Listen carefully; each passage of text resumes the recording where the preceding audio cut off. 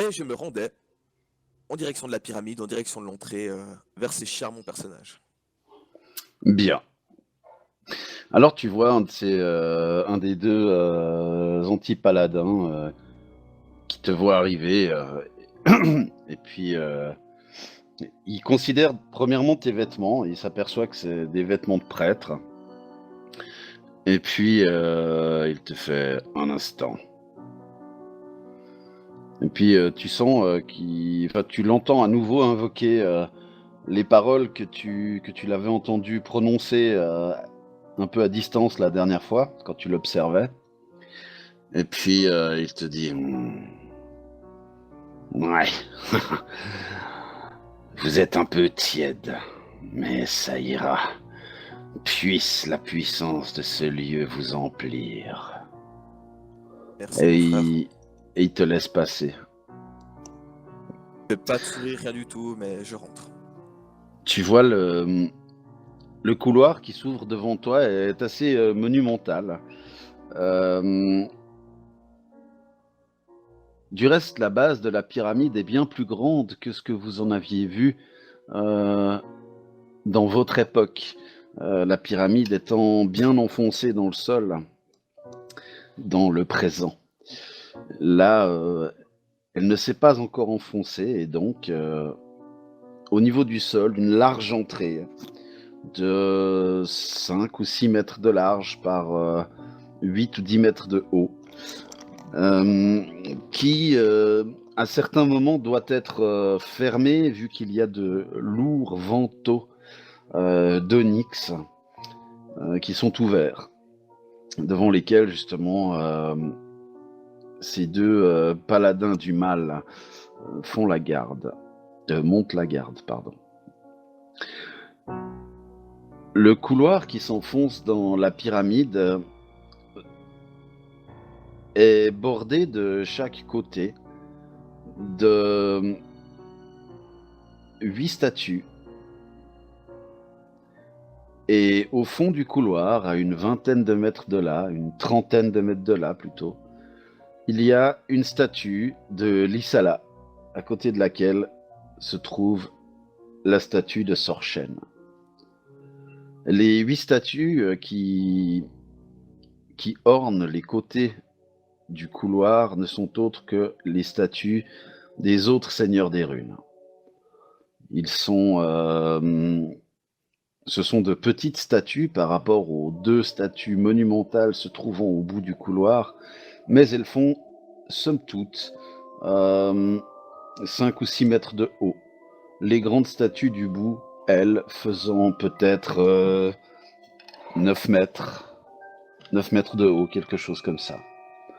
Des deux côtés à gauche des 2 statues et à droite des 2 statues, des couloirs, des entrées de couloirs plus petites qui rentrent dans la pyramide.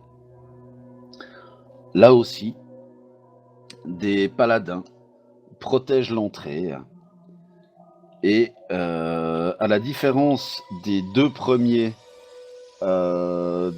paladins qui ont cherché à détecter le bien en toi, ceux-ci te laissent passer, t'accordant à peine un regard.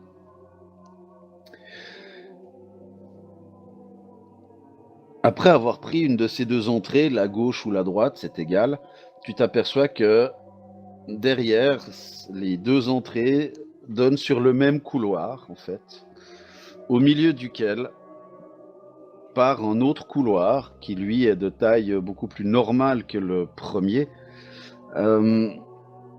et qui débouche sur une grande salle intérieure, de laquelle partent à leur tour plusieurs couloirs. Au milieu de cette salle monumentale, une statue de Sorchen, nue, avec à ses pieds différentes créatures dans des positions lascives.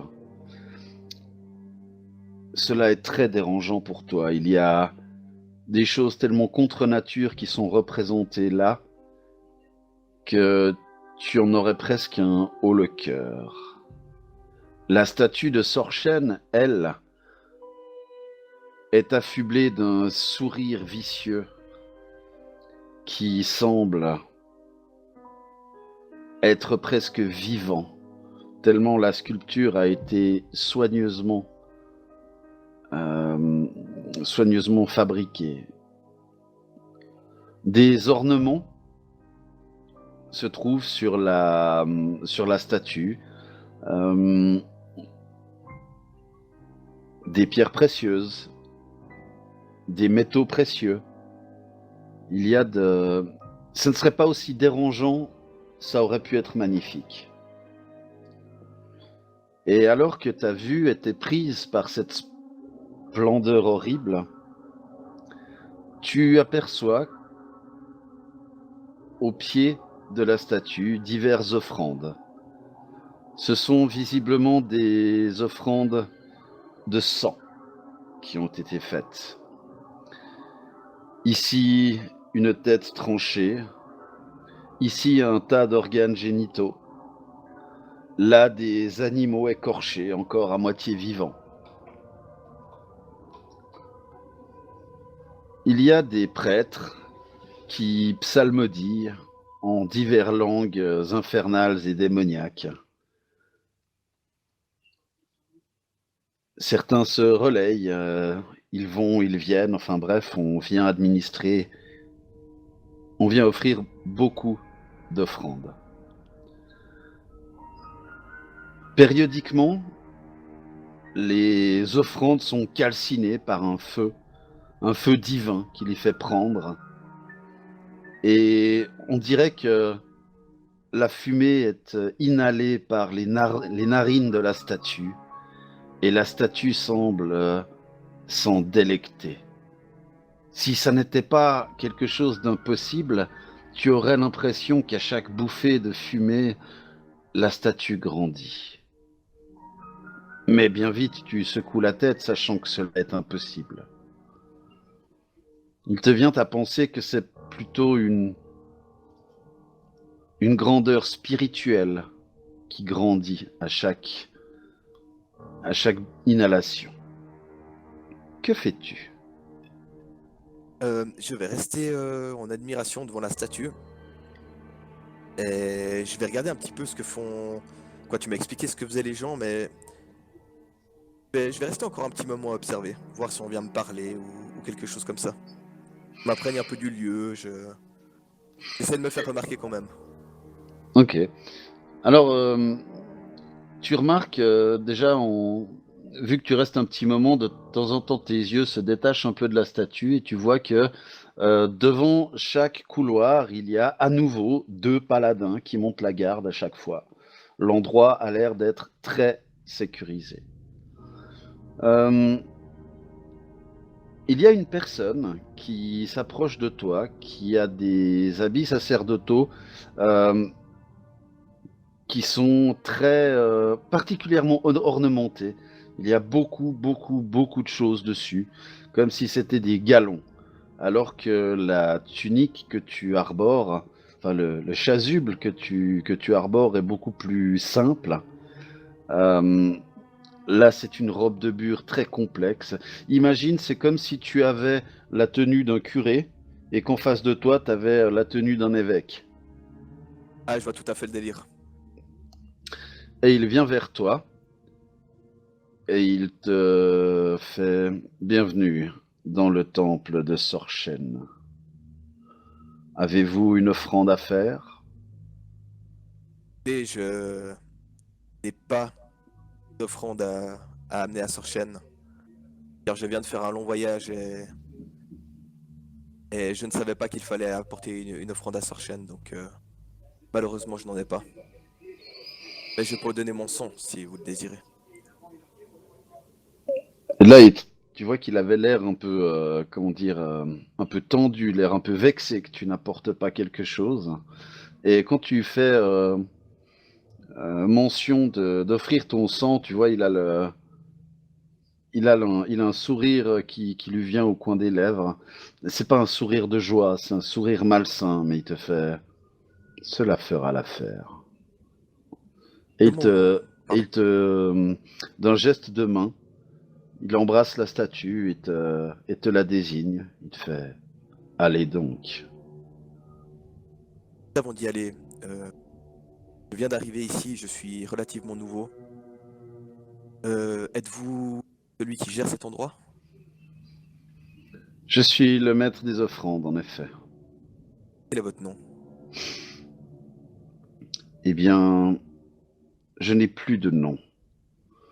Avec ma fonction, j'ai renoncé à ma personne pour incarner Sorchen.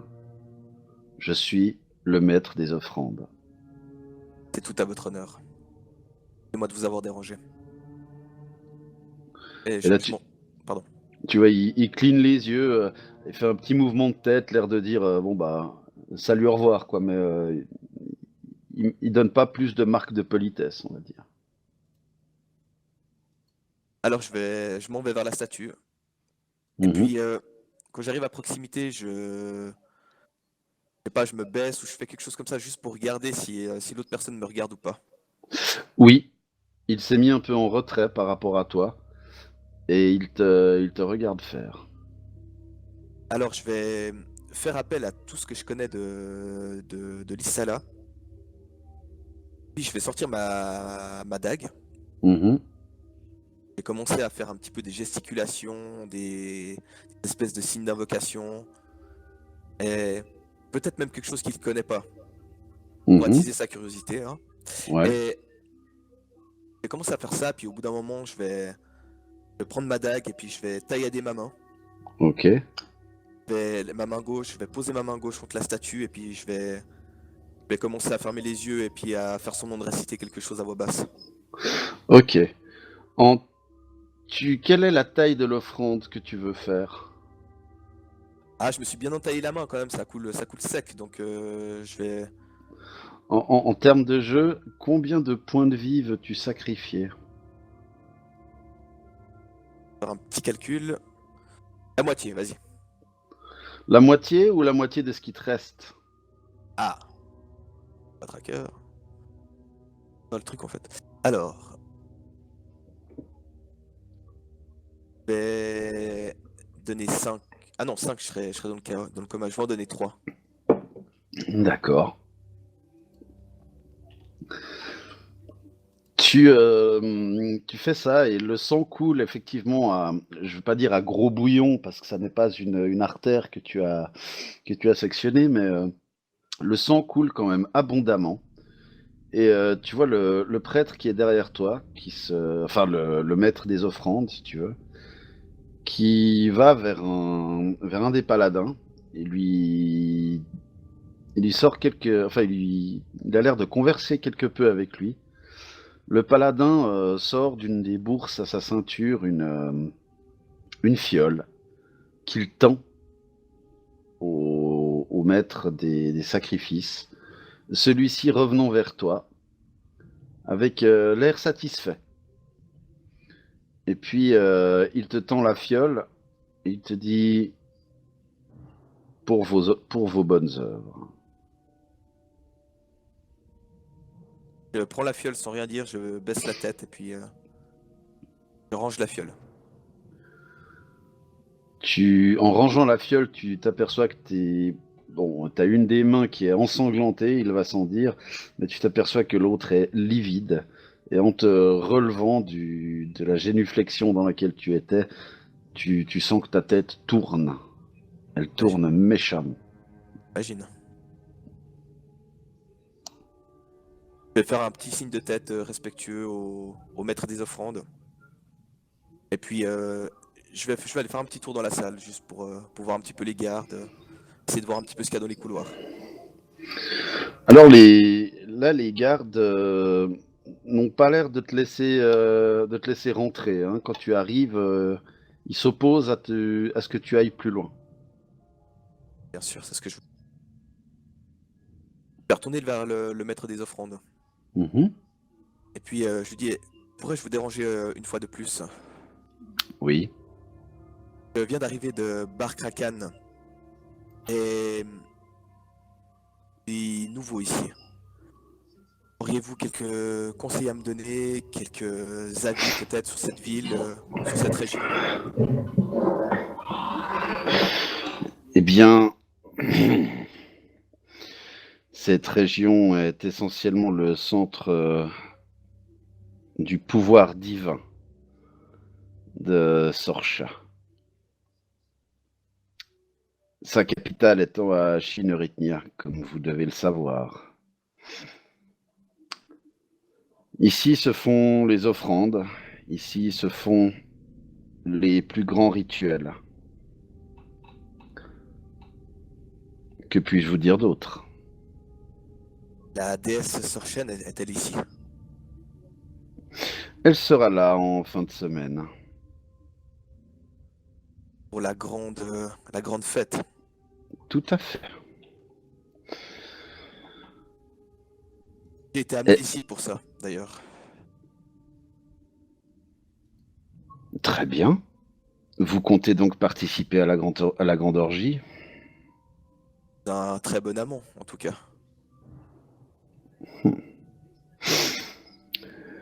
Ah, Je ferai ce que Sorchen me dira de faire. tu vois il a un grand sourire qui lui vient aux lèvres, mais c'est à nouveau un sourire très malsain. Et il te fait, eh bien, je vous souhaite bien du plaisir. Et participerait pas? Moi? Non. Le maître des offrandes ne prend-il pas de plaisir de temps en temps? Si, je prends plaisir à regarder. J'aime aussi ça, et je lui fais aussi un sourire malsain du mieux que je peux. Ok, fais-moi un jet de sourire malsain. Non, je plaisante. Tu veux un, tu veux un jet ou pas du tout? Non, non. Si tu me trouves la compétence sourire malsain, oui, fais-moi un jet de sourire malsain, mais... Non, ça va se transformer en catastrophe. Ouais, je lui fais un grand sourire malsain comme ça. Ok. Et donc, cette pyramide abrite toutes les offrandes. Entre autres. Justement, je me demandais où menaient ces couloirs. Les paladins n'ont pas voulu me laisser passer. Vous n'appartenez pas à l'ordre de Sorchen. Et qu'y a-t-il derrière? Je lui fais un grand sourire de curieux, un peu malsain. Cela ne vous concerne pas. Des affaires ayant trait au culte. Je m'en doutais. Je m'en doutais. Vous n'êtes pas... Vous n'avez pas, comment dire...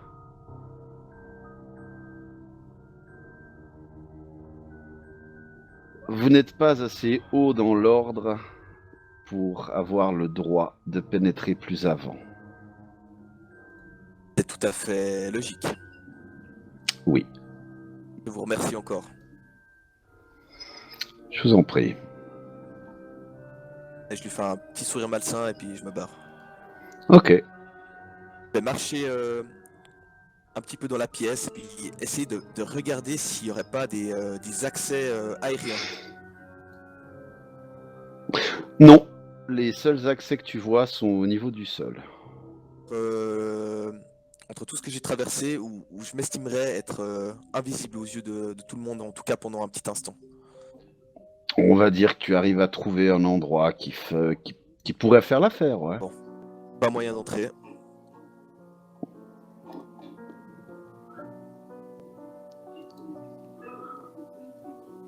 Je vais essayer de retrouver le maître le maître des offrandes. Je pense qu'il est dans la pièce.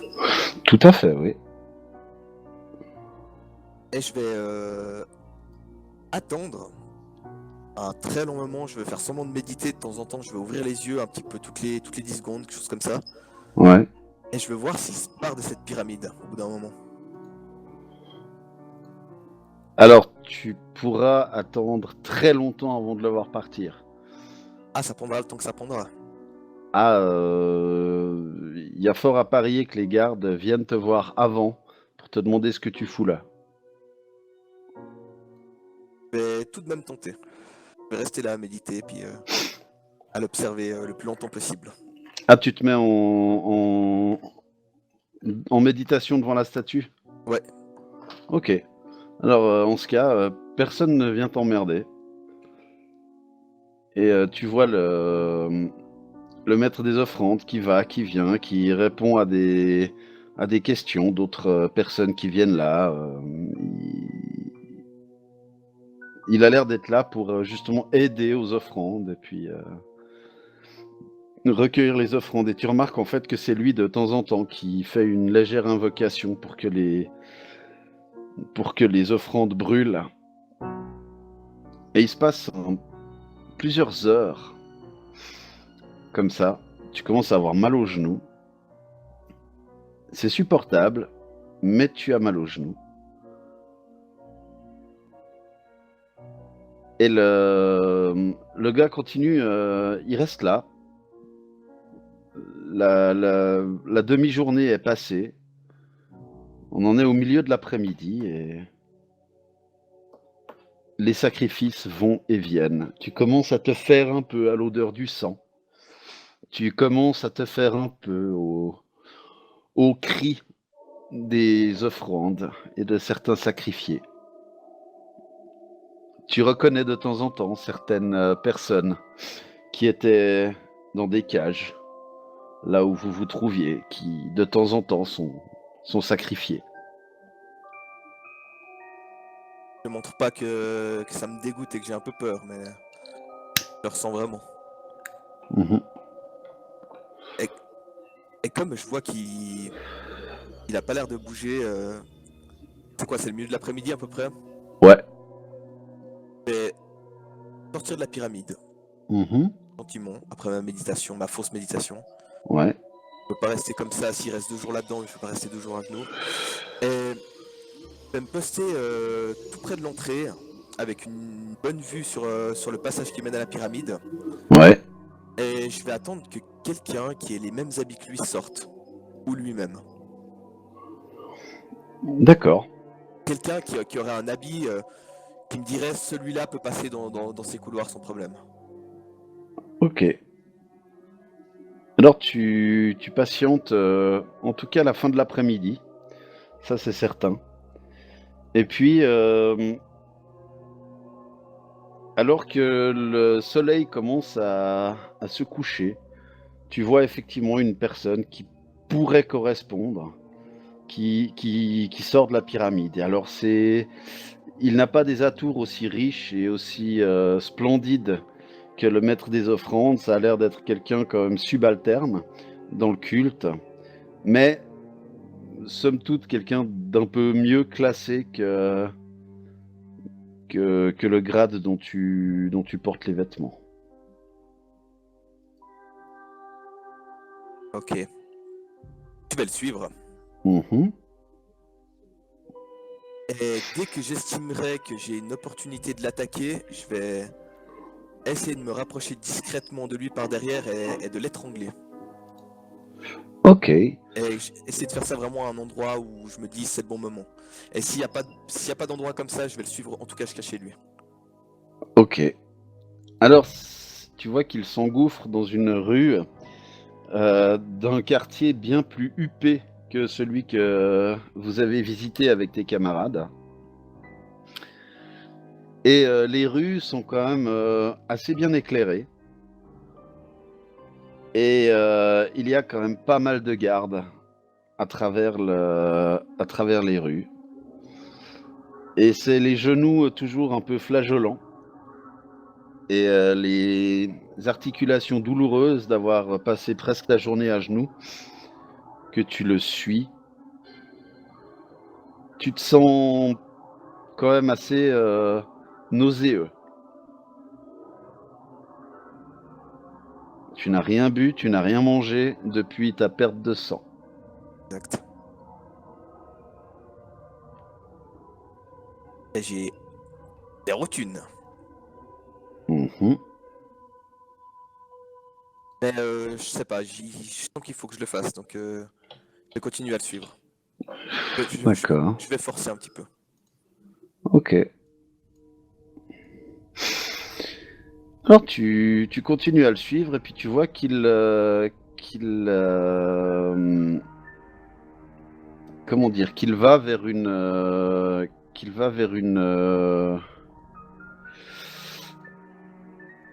vers une demeure qui pourrait être, enfin qui ressemble un peu à un monastère ou quelque chose comme ça.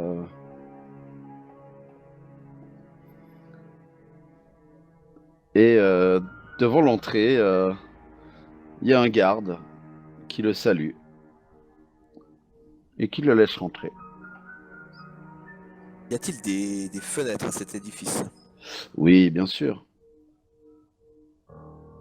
Je vais faire le tour un petit peu du bâtiment discrètement sans que les gardes ne fassent trop attention à moi. Ouais. Bien à... Ouais, bien loin, mais que je puisse quand même voir bien ce qui s'y passe. Alors tu peux pas aller trop loin non plus, hein, parce que c'est quand même des. Quand je dis que c'est des rues, c'est plus les ruelles boui-boui qu'il y avait dans l'autre quartier, mais c'est pas non plus des grandes avenues, hein, c'est des rues qui font peut-être 3-4 mètres de large. Hein.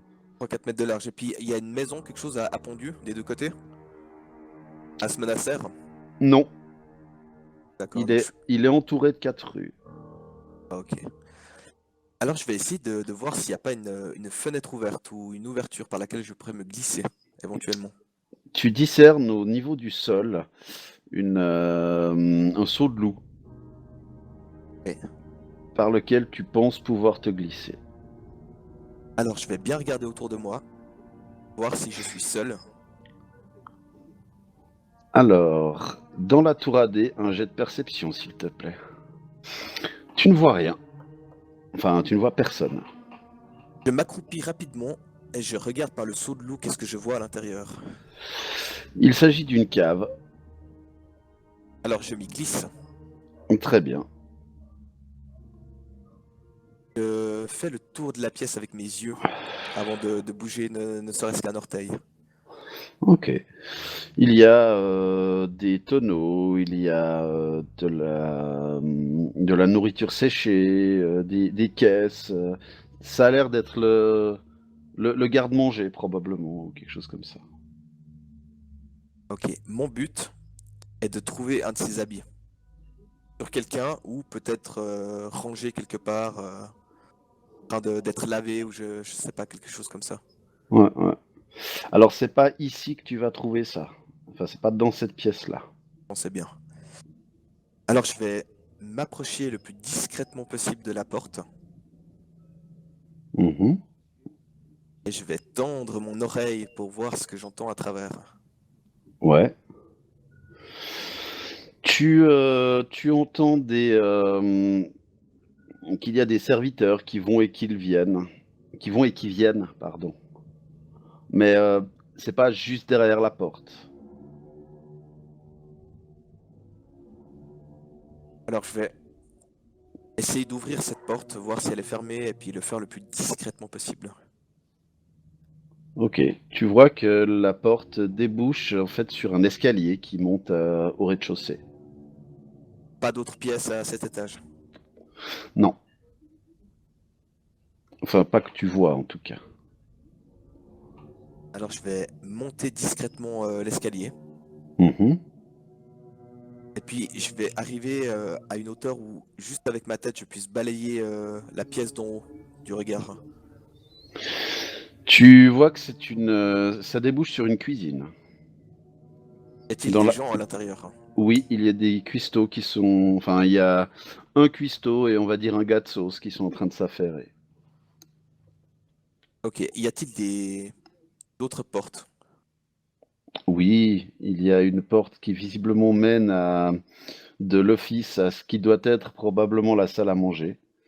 Et puis une autre porte qui, elle, est fermée, sur laquelle donc tu ne se débouche pas. 1, 2, 3, 4. Sur la. Sur 1, 2, 3, 4, j'attends. Il y a une autre porte dont tu ignores ce sur quoi elle débouche. Putain, dur. Est-ce que j'ai possibilité de passer dans le dos des cuistots ou c'est impossible? Alors, ce serait possible, mais il va falloir quand même réussir un jet de discrétion. Alors je vais essayer d'atteindre l'autre porte. Et d'abord, en fait, dans l'ordre, je vais d'abord passer discrètement si je peux vers la salle à manger, voir si ça débouche sur quelque chose d'autre. Et si c'est pas le cas, je vais continuer ma route jusqu'à la porte. Alors, pour aller jusqu'à la salle à manger, non, tu pourras pas le faire discrètement. Parce que juste à droite de la porte, il y a une table sur laquelle le cuistot et le gars de sauce viennent assez régulièrement poser des plats. D'accord, donc ça on oublie direct. Alors je vais me diriger vers l'autre porte. Ok.